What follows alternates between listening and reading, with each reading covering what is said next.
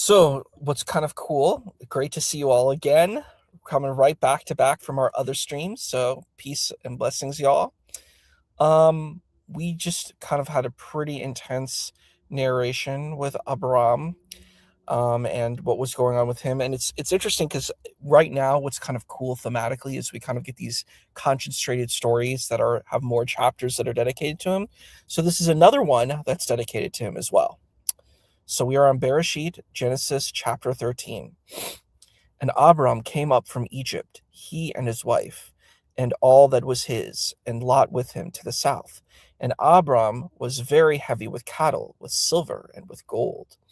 And he went on his journeys from the south, and until Bethel, until the place where his tent had been previously, between Bethel and between Ai, to the place of the altar that he had made at first. And Abram called therein the name of the Lord.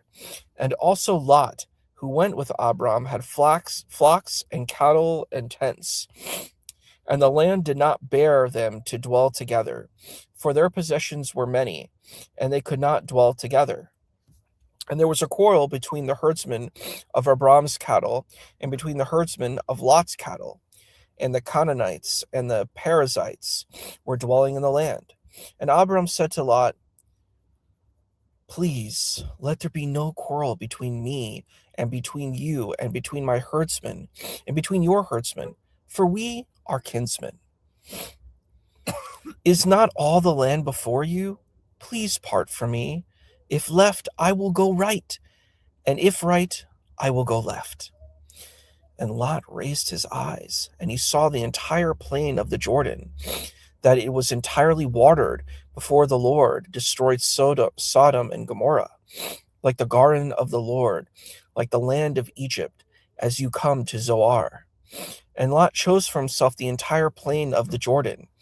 And Lot traveled from the east, and they parted from one another. Abram dwelt in the land of Canaan, and Lot dwelt in the cities of the plain, and he pitched his tents until Sodom.